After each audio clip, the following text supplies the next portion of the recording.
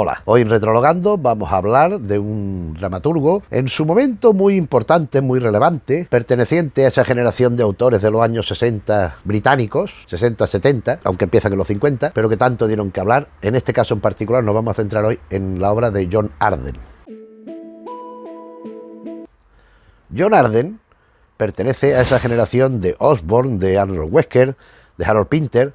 Harold Pinter, en mi opinión, el más reciente y que va en otras direcciones después también, evoluciona más que los anteriores, pero junto a Osborne, Wesker y Pinter son los más destacados de esta generación de autores, donde hay más, donde se reveló un teatro británico que atacaba una serie de consideraciones establecidas como el bienestar, el estado de bienestar, el bien común, y cuando menos se cuestionaba.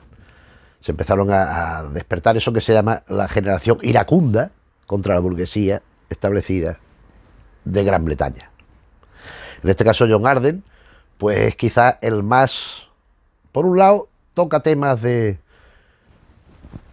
cierta delicadeza, sobre todo uno en su obra en España la más conocida, Vivir como cerdos, pero también por dos características fundamentales. Una, por su concepto del hecho escénico, en las obras que escribe, ya lo iremos viendo, detalla mucho cómo quiere que se represente la obra, y él, de hecho, sus obras que él tuvo intervención directa en los montajes últimas, las dos últimas, se hicieron en un teatro circular, donde el público estaba todo alrededor, con lo cual la representación no era en el escenario a la italiana, no era frontal, sino que había en todos los lados, y él todo esto lo cuidaba mucho, y mezclaba verso y prosa, y mezclaba tono elevado con vulgar. Y la otra cuestión que siempre ha caracterizado a este autor es que no se pronuncia. Es la ambigüedad conceptual, es decir, él plantea una situación perfectamente identificable por el espectador con la realidad, equiparable con la realidad, algunas directamente extraídas de ella, pero no se manifiesta a favor de uno y de otro, al menos no abiertamente. Sí podemos deducir por el tono y por las consecuencias qué parte de la obra, porque por lo general, aunque haya personajes individuales, son colectivos, incluso cuando hay individuales también representan una colectividad, pero hacia quién se inclina más. Podemos deducirlo por el desarrollo de la obra, pero no hay un pronunciamiento explícito, ni hay una condena de unos y un ensalzamiento de los otros, no.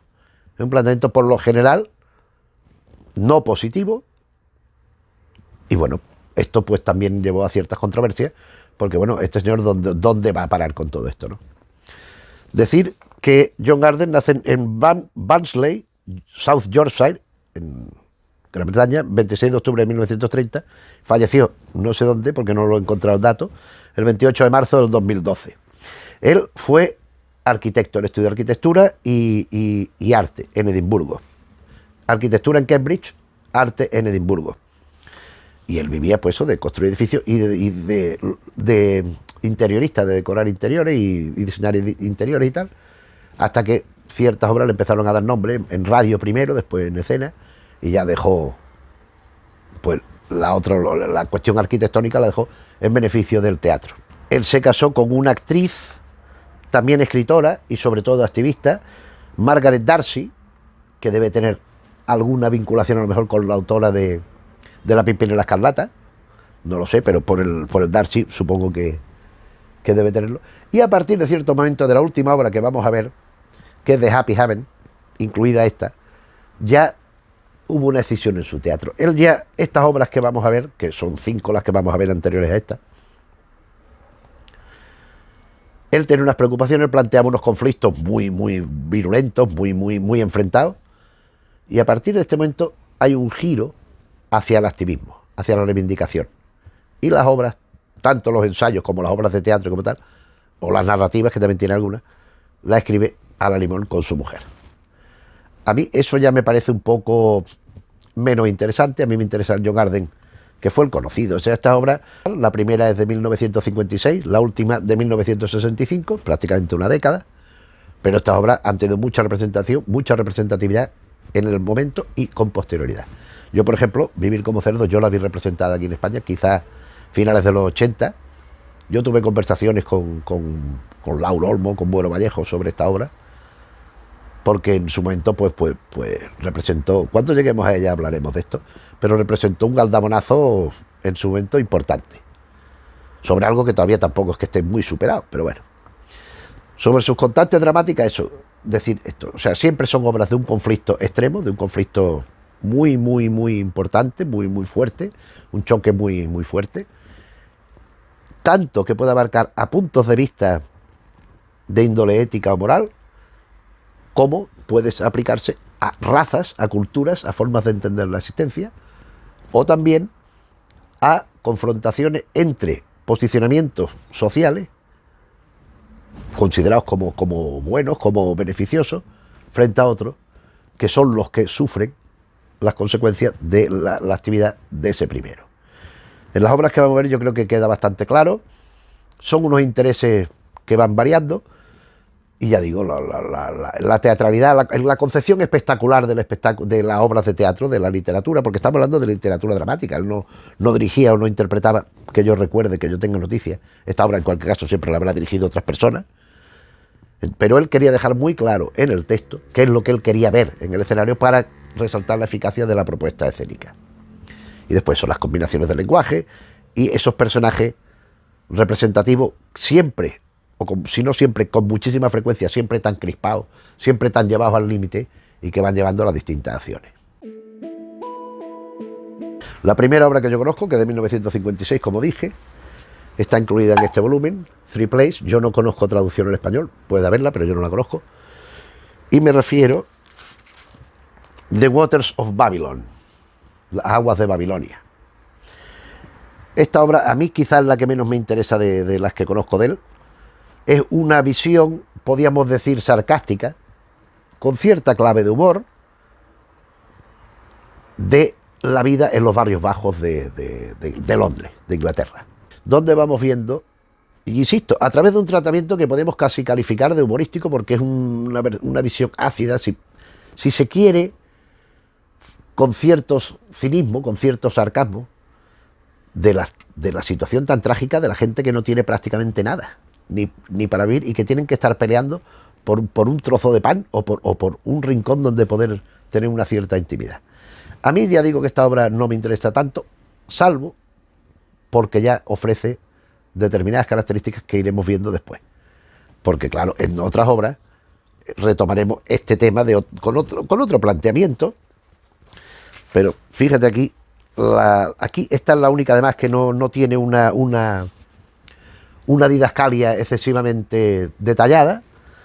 Aquí dice la escena, as the scene of this play are to some extent localized, dice que no son localizadas en ningún sitio, que no debe recurrir al realismo, donde sea necesario se especifica alguna cosa que deba sugerir más que ilustrar de forma explícita. Va explicando un poco, no son demasiados personajes, para lo que veremos en otras, son como 10. Esto se estrenó en 1957 y fue, creo yo, que la primera obra que destacó de él, sin llegar a alcanzar los niveles de la siguiente, que es la que tenemos aquí, la primera, Place One, Sergeant Musgrave's Dance, el baile del sargento Musgrave, lo que pasa es que escrito Sergeant con J. Esta obra ya sí para muchos es considerada su obra maestra, es la obra más importante de Arden, y desde luego ya anticipa mucho de lo que veremos después. Vamos a buscar las indicaciones escénicas, porque establece unas introducciones donde explica a partir de aquí todo lo que quiere que se vea en escena y todo esto que hemos dicho. Sergeant Musgrave Dance, an historical parable, una parábola no histórica, ahistórica, y dedicado a Margaret, que es Margareta Darcy. Bien, entonces él habla del naturalismo, del realismo. Él no quiere el naturalismo para nada en sus obras, pero sí entiende que el sentido tiene que ser realista en tanto de denuncia y en tanto de explicar, de plantear al espectador ciertos cuestionamientos, ciertas críticas sobre situaciones que a lo mejor de otra manera pues no se plantearían. Él es específicamente ambiguo. En este prólogo, por ejemplo, recuerdo, vamos a ver si encuentro el trozo, porque él va hablando de los ciudadanos, de los soldados, de los distintos personajes, cómo tienen que caracterizarse, cómo tienen que representar los actores, estas cosas. The meaning of the play, el significado de la obra. No pienso que una nota introductoria sea el lugar aconsejable, esto viene en inglés, estoy traduciendo, a lo mejor me patino, pero vamos, el lugar idóneo para un análisis detallado del trabajo. Pero hay piezas del puzzle que los críticos tendrán quizá que llegar a hacer, que tienen que intentar reunir. No es una obra nihilista. O sea, él, en vez de decir lo que es, va diciendo lo que no es. No es, excepto que sea de forma inconsciente, una obra simbolista. No es una defensa de una revolución sanguinaria. Y va diciendo, pero no dice lo que es. Aquí sí que hay una relación de personajes más amplia.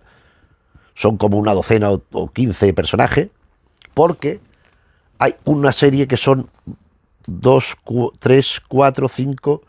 Son 5 militares que llegan a un pueblo con el esqueleto de otro. Y al pueblo que llegan es el pueblo al que pertenecía el muerto, el que lleva el esqueleto. Este pueblo él lo ubica al norte de Inglaterra, 80 años atrás. O sea, si esta obra es de 1960, pues de finales del siglo XIX. En definitiva, llegan allí unos soldados con el cadáver de otro, con el esqueleto concretamente. Porque la actividad militar que había en ese momento, bélica, pues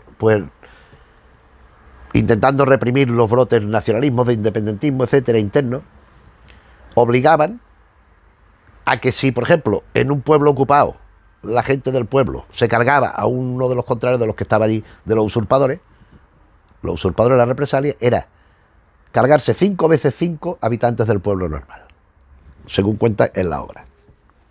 Vienen los soldados, que resultan ser desertores, que al principio no lo sabemos, pero después sí, hablando de la brutalidad, de la violencia, de la criminalidad que hay en esos actos de represalia y de esa, pues podríamos decir, militarización de la sociedad.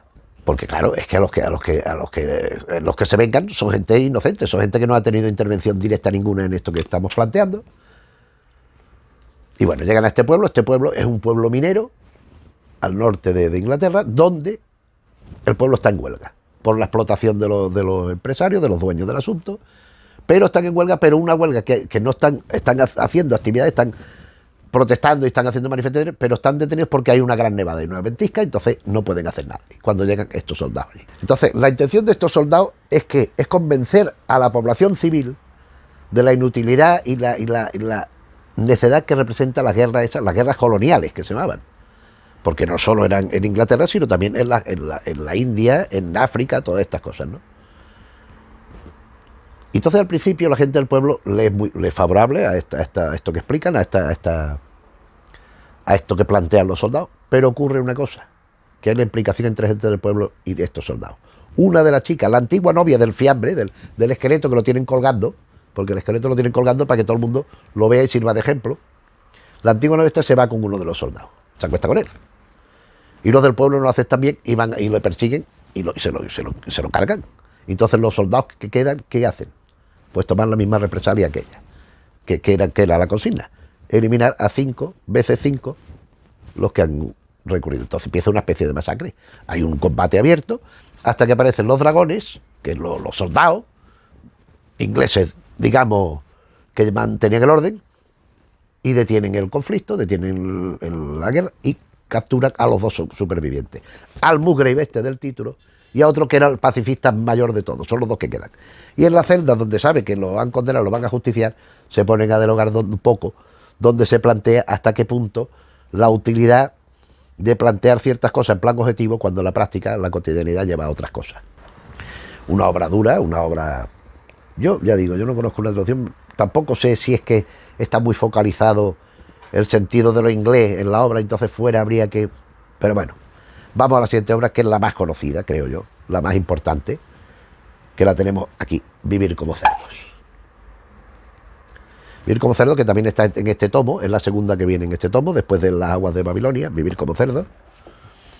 Vivir como cerdos, que nos plantea, pues Vivir como cerdos es una confrontación a todos los niveles, cultural y existencial, entre una familia de una tribu nómada y unos burgueses establecidos en una ciudad pues como las que conocemos normalmente.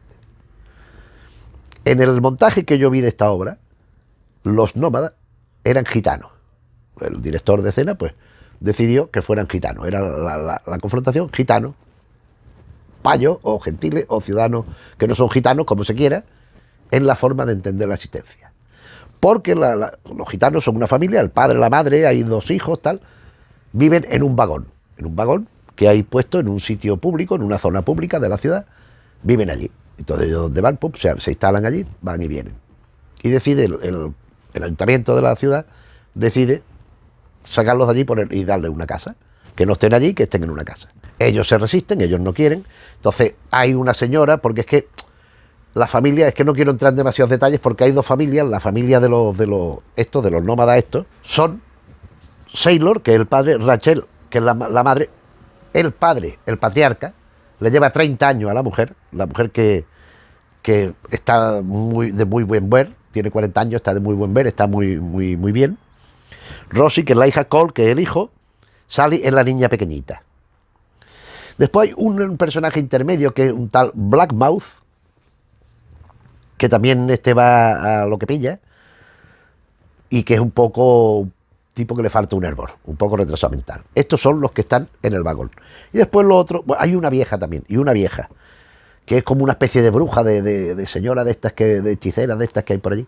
Y después están los de la ciudad, que son los Jackson. El señor y la señora Jackson, su hija Doreen, y después hay el sargento de policía, el oficial y la doctora, los representantes de la ciudad. ¿Qué ocurre? Que aparte del tema del establecimiento, es las relaciones que se producen entre ellos. Cuando la señora Jackson va a decirles que vayan a la casa, que le den la bienvenida, la echan a palo. Le insultan, la echan de allí y tal y cual. El señor Jackson va a protestar, va a presentar, y al señor Jackson la Raquel, la gitana esta, la nómada, la madre, le gusta. Entonces los obligan a trasladarse, pero ven que en la casa ellos van destruyendo y van haciendo lo que les parece. Se duermen en el suelo, necesitamos, pues rompen lo que sea para venderlo. Y entonces la ciudad va reaccionando en contra. Entonces, en definitiva, es el planteamiento de cómo lo que entendemos como ciudadanos civilizados, la burguesía, no acepta lo distinto y lo reprime y termina por echarlo de allí. Porque a esta gente que lo obligan a reasentarse, después le hacen que le imponen ciertas condiciones. Oiga, ustedes están esto, o lo cuidan más o lo echamos de aquí. Pero después las relaciones personales que se entienden de una forma según quien las ejerza. Porque si, por ejemplo, es el ciudadano el que se ha acostado con la otra, con la nómada, la mujer de Jackson, del señor, cuando se acuesta con ella, cuando se entera de la infidelidad, lo echa. Pero no hay repercusiones sociales. Sin embargo, cuando lo hacen los nómadas, por ejemplo, Cole, el muchacho, que le hacen a las chicas le gusta mucho y tal, cuando hay el momento final, son los del pueblo los que lo echan a pedrada y las niñas le arañan, las chicas le arañan y le agreden, porque representa algo distinto. ¿Y termina en qué? Pues termina, aunque tengan la razón los nómadas en el planteamiento de lo que está sucediendo, la consecuencia es que los que tienen que pagar el pato son ellos mismos, lo largan de allí y lo echan. Esta es la tesis de Vivir como cerdo. A mí, ya digo que a mí me impactó ver aquello de... En el original no son gitanos, pero yo lo vi como un gitano, entonces yo la idea que tengo en la cabeza es esa. Leerlo, pues no, pero, hombre, vamos a ver, son gitanos, no son gitanos, pero podrían serlo perfectamente. Su forma de vida es una forma alternativa respecto a lo considerado como el bienestar común del ciudadano, y eso es lo que importa, ese conflicto. Pero, insisto, podemos pensar, pero es que él tampoco se define en favor de los nómadas. O sea, él dice que el otro es malo, pero es que lo de los nómadas también, porque el título lo dice, vivir como cerdo. Entonces, él no aprueba eso tampoco abiertamente. De ahí esa ambivalencia, esa ambigüedad que digo. Y después, en cuanto a la representación, vamos a ver, porque esto sí recuerdo muy bien también la disposición escénica, el espacio. Sí, bien especificado. Ya lo estoy viendo. Nota introductoria del autor. Pretendía al escribir esta obra, y entonces explica por qué hay 2 alturas. Hay el piso de arriba y el piso de abajo, que es donde establecen a los nómadas, y abajo los otros. Y entonces van viendo... Arriba, dormitorio grande, dormitorio pequeño, rellano. Abajo, cuarto de estar, vestíbulo con escalera, puerta que da a la calle, puerta de la cocina. Entonces se van produciendo acciones alternativas entre las 2 viviendas, arriba y abajo. La parte de abajo están las zonas comunes y la parte de arriba los dormitorios y tal. Entonces se van produciendo, alternando y simultaneando en las dos viviendas. A mí es una obra que me parece dura, que me parece fuerte, como otras de él, pero esta es quizás la más interesante. Y es donde aborda de forma más amplia y más certera aquello de la... En aquel caso era más la gente indigente en las aguas de Babilonia. La gente indigente, ¿por qué de Babilonia? Porque hay de todo tipo y pelaje.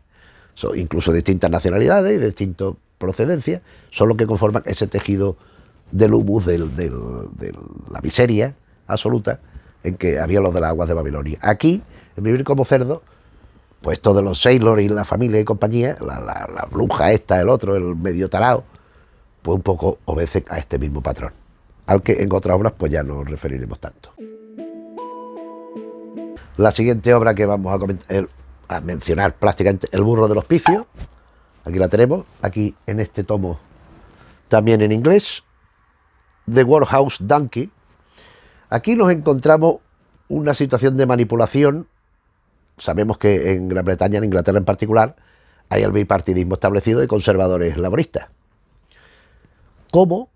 Ni cada uno respeta tanto sus ideales ni la norma que se le presupone a cada uno de los partidos, en particular a los laboristas, y cómo los que detentan el poder van manipulando para que parezca todavía más esa realidad, se extrema más para llevar a unas consecuencias que no son precisamente las merecidas, sino las deseadas por el rival, ¿no?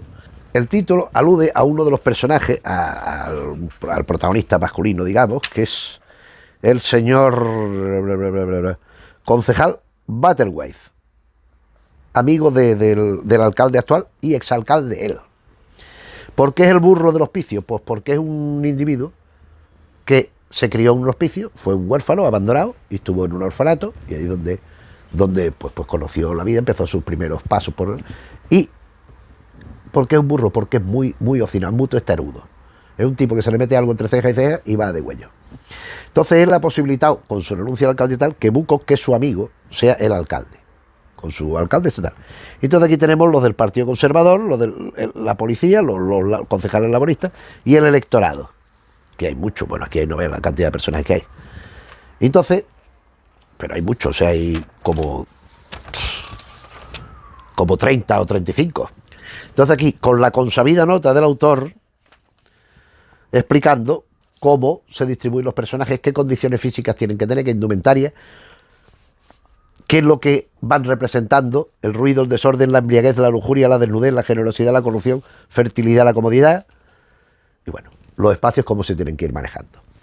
Entonces esto, pues en definitiva, aquí encontramos eso, la manipulación, la tendenciosidad, cómo la policía apoya al que está en el poder en perjuicio del que puede sustituirlo y a lo mejor no le es tan favorable. La trama arranca de que viene un jefe de policía nuevo, y entonces estas autoridades, el alcalde, el exalcalde, el otro, van a recibirlo, a decirle: mire usted, aquí está su casa y tal, y ya le van condicionando lo que va sucediendo. A los laboristas lo acusan de escándalo nocturno, de beber, de emborracharse, de cometer actos indecentes y tal y cual, cosa que no es cierta, porque hay dos policías, no el que llega, sino otros dos que hay, el teniente Whipper, según la traducción, y sargento Lambert, que convencen al concejal Butterworth, que es el burro del hospicio, que en lugar de apoyar el nuevo jefe a las autoridades, que son los laboristas, es un vendido a los conservadores. ¿Y esto qué provoca? Que el cabezón del Butterworth, cabezón en el sentido de que así, pues decide tomar represalias, y bueno, lo que va sucediendo. Este Butterworth es el que provoca esas detenciones, esas acusaciones contra los laboristas, tal y cual. Pero él tiene deudas de juego. Y como él, como exalcalde que ha sido alcalde, sabe perfectamente, existe la corrupción. Hay una corrupción muy extendida y él cree que puede manipular lo que él quiera. Entonces él va al ayuntamiento y roba la recaudación, los impuestos que había allí, los roba para pagar deudas suyas, pensando que va a conseguir con parte de ese dinero sobornar a uno y otro para quedar impune del asunto. ¿Qué ocurre? Pues que no es así. Entonces hay un enfrentamiento y el resultado es que es un caos. Este Butterworth, pues viendo que se le van a echar encima, convoca a los obreros, a la gente que le vota, a su electorado, tal, a unas manifestaciones, los exalta para que se enfrenten con la policía, total, para defenderse él, para que lo defiendan a él. Lo que pasa es que lo hace de forma bastarda porque no se lo dice, sino que los engaña, pero al final la policía disuelve las manifestaciones, él es detenido, pero ante lo que sucede, pues el nuevo jefe de la policía, que es un poco el alter ego del espectador, se da cuenta de que aquello es imposible, que aquello es un desgobierno absoluto, beneficiado por la corrupción, y decide marcharse. Esto es lo que viene a ser el burro del hospicio. Y la otra obra que viene aquí, El último adiós de John Armstrong, que también es la que cierra este otro volumen, que es el Arden Place One, el Sergeant Mulgrave, el World Donkey y Armstrong Last Good Night. Esto es una obra de talante histórico porque está centrado en un personaje que era un activista escocés. Aquí ya se ve muy clara la influencia de la mujer por razones evidentes. Es una obra histórica en la época de Enrique VIII, ambientada en la época de Enrique VIII, donde hay unos escoceses, un tal, vamos a ver el nombre, vamos a buscar el nombre. También aquí hay sus notas generales, notas sobre los personajes, notas para representar, incluso gráficos de cómo debe funcionar los decorados. Y esta sí se hizo en escenario circular. Vamos a ver si encuentro el elenco y encontramos el nombre de este señor, que es un nombre un tanto... John Armstrong de Gilnockie. Gilnockie es el condado este de Escocia que se enfrenta a Inglaterra, a Gran Bretaña. Entonces, aquí lo que vamos viendo es cómo el poder corruptor de la política va haciendo que donde dije digo Diego, y así. Hay los que le van convenciendo. El rey quiere aplastar la rebelión. Entonces hay quienes le van convenciendo, no, que esto no va a ser así. Le van convenciendo de que el tal John Armstrong va a ceder a las peticiones, que va a ser razonable, que no va... Es que claro, aquí están los escribanos, es que también esto tiene un montón de personajes. Tiene como 40 personajes, tranquilamente. Entonces, que mandan para que Armstrong se avenga a alinearse con el rey, a seguir la política del rey, a respetar las normas, mandan a una señora para que lo conquiste. Y a la vez induzca a vencer al propio Armstrong, a su enemigo interno. Y así sucede. A un rival se lo cargan, en fin. Y ella pues más o menos le va tejiendo una telaraña alrededor. Le ofrecen una alcaldía, si tú, a John Armstrong, que es que muchas veces se le denomina con Gilnockie, que es el lugar de... Es como Robin Hood, Robin de Lockwood. Pues Lockwood es el lugar de donde originario. En este caso es Gilnockie, y Gilnockie es como le llaman a veces en la obra, los personajes. Entonces hay el marido de la señora esa que está seduciendo al John Armstrong, le va proponiendo cosas para, hombre, mira, si esto, ya digo, si juras lealtad al rey, te pondremos de alcalde aquí. No. Y va pidiendo cada vez más el John Armstrong, hasta que llega un momento en que se desmadra y entran en una zona que es inglesa. Entonces hay este aliado, este supuesto aliado que va a favor y en contra, que tiene una idea de un gobierno como de autonomías, como al modelo suizo, podríamos decir, de cantones, de bloques independientes, cosa que a Armstrong no le parece del todo mal. Pero está la situación de que él ha invadido parte de Inglaterra y que el rey va a tomar represalias. Entonces le dicen, mira, el rey te va a conceder una entrevista para que conozca al rey y puedan debatir entre ambos qué es lo mejor para todos. Y John Armstrong decide acceder, decide ir a la entrevista, y es una trampa. Lo que hace es cargárselo. En definitiva, como los vaivenes de la política, como la corrupción, como la demagogia, como las intrigas de las interioridades, pues van llevando a esto. Y para concluir ya, porque no vamos a demorarnos más, la última obra que viene en este tomo, que es la que a mí me parece muy evidente que tan influencia de la mujer como de él, Happy Haven. The Happy Haven. Esta es la tercera pieza que viene en este tomo.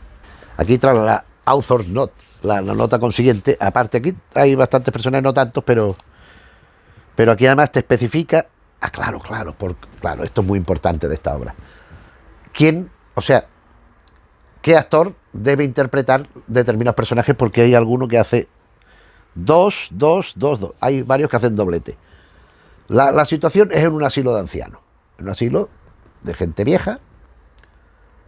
Particularidad de la obra, para empezar, estos ancianos no tienen que ser interpretados por actores ancianos, por actores veteranos. Tienen que ser por actores jóvenes con máscara, especificado por el autor. Un poco en la línea de la comedia del arte. Entonces aquí este doctor Copperthwaite, primo del burro del hospicio, que también era un apellido parecido, este doctor Copperthwaite representa el estado de bienestar. Es decir, este señor tiene una medicina que obliga a tomar, a administrar a los ancianos, que los rejuvenece, que los mantiene más jóvenes. Pero es que los viejos no quieren, entonces los obliga a que se la tomen. Los viejos hacen una revuelta y le obligan al doctor a tomarse su propia medicina. Aquí es una obra donde las otras, muchas también, si no todas, no interesa la profundización psicológica de los personajes. En el caso del doctor es el que, podríamos decir, es el más negativo de la obra, es el sobre el que recaen ciertos aspectos pues negativos. Pero por otro lado también vemos que es un hombre que está pues muy dominado por su madre, que es un hombre apocado, tímido y que no tiene mala intención.